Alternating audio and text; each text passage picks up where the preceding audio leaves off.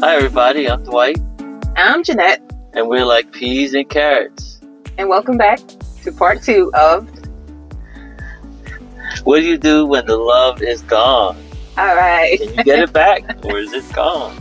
So in the first video, we gave you 7 tips and what to do to keep the love strong, and what to do if it's gone, what you can do to bring it back.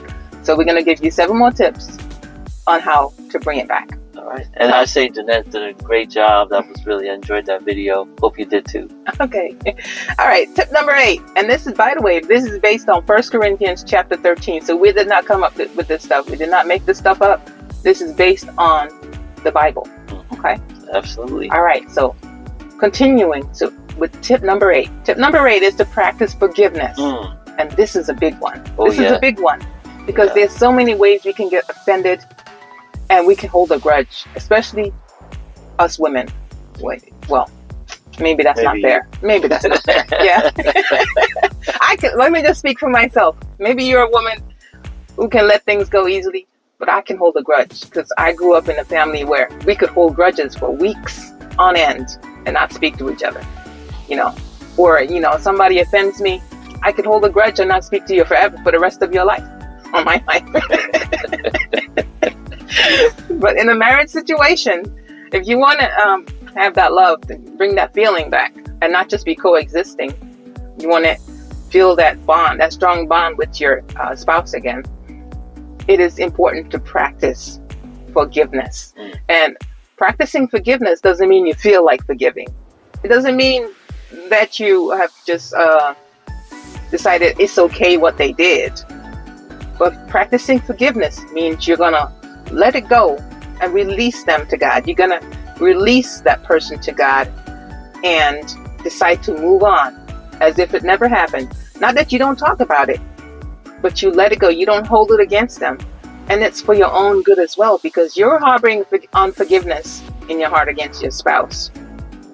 It's only going to hurt you because maybe they even forgot about what it was that they did to offend you. And you're still holding on to it. And they don't know what is bothering, what is eating you up. And you're the one who's suffering more than them. So you might as well give yourself a break. Let it go so you can have peace of mind. Yeah, I think this is honestly probably the biggest point we have. And, when I think about it, you can have unforgiveness. Say, you feel strong about something and your spouse doesn't agree, right? And then you kind of hold it against them. And, I've been guilty of that. You give the silent treatment. That's one of the symptoms of it. You don't communicate as much. You kind of shut down.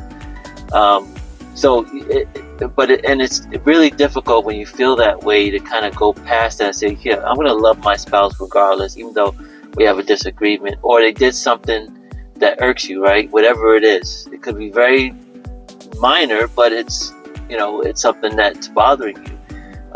So this is really key to, don't hold on to those feelings, forgive, understand that your spouse is human. They didn't mean to hurt you. It's just something that happened, or like I said, they had a disagreement. It's just a pure disagreement that you two had. This is, to me, like I said, I think this is probably one of the biggest factors why a couple is not feeling that love, because there's some stuff, like Jeanette says, some grudges they're holding. They just hold it for a long time, and it's amazing how long people can hold grudges in a marriage, and it's just detrimental.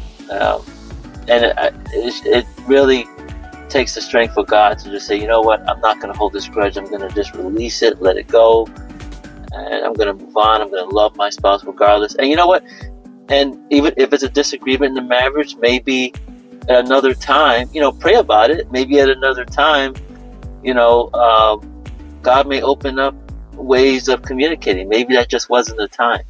And then you may be surprised your spouse may come around to what you're saying. So, don't throw in a towel on that, and learn to forgive and not hold grudges against your spouse. I think this is huge. Amen. That's a big decision that we all have to make. Yes, absolutely. All right.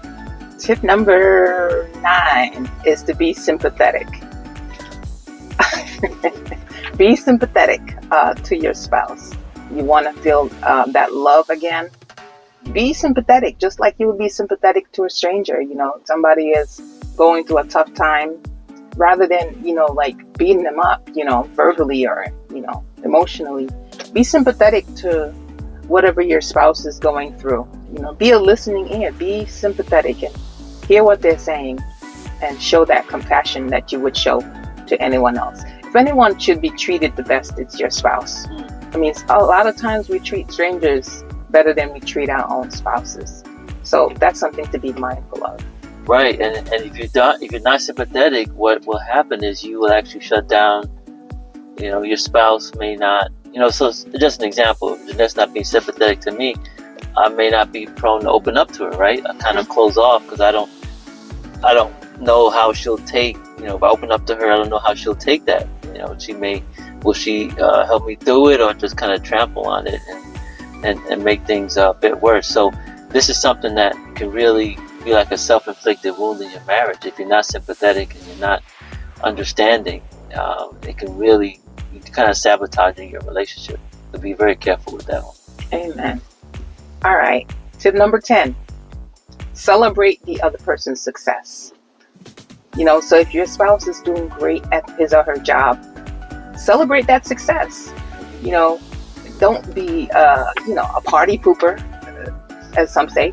Celebrate their success and show them that you really are proud of them.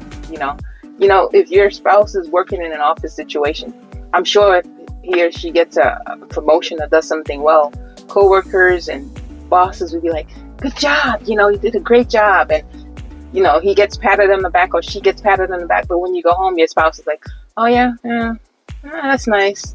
But show genuine, what's the word? Well, excitement. Excitement, yeah, right. That's the word I'm looking for. Yes. Yeah, show genuine excitement and celebrate your spouse so they didn't know you are their biggest cheerleader. You got their back. And so they're not relying on the praises of other people outside, because you're not giving it to them. Right. Okay. All right. Tip number 11 is to practice patience and tolerance. So be patient with your spouse. They may not move as fast as you want them to move. They may not be doing what you want them to do in the timeline that you desired or expect them to be doing it. So we have to be patient. We have to be patient with ourselves, just like you'll be patient. You want your spouse to be patient with you. It's like the golden rule that we want to practice, is to be patient and tolerant with your spouse until you get there. Your life is a journey, and some people take a long time and some people get it quick. Whatever it is that you're trying to work through, just be patient. That one day you will get there. Then you will get that love back, and that spark will be flying again. Sparks will be flying again between you two, so that when you look at each other, you're like, like newlyweds again. Yeah. All right. Anything you want to say on that? No, well said on that. All right. Tip number 12 is to trust God always. Amen. Ultimately, God is the source of our lives. God is the strength of our lives. Without God, we would not even be together. So whatever issues you're having with the love, remember, God is love, the author and the finisher of our faith. Amen. So without God, we are nothing. So if you want to get that love God, keep trusting God. Keep trusting God and don't ever give up on God. Okay? Preach. Hey. Number 13, tip number 13, expect the best and stay positive. So you have to have a positive outlook. You got to expect the best.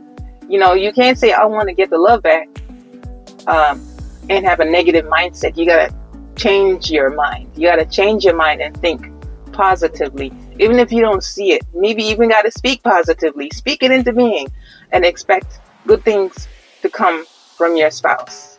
That's right. Yeah. All right.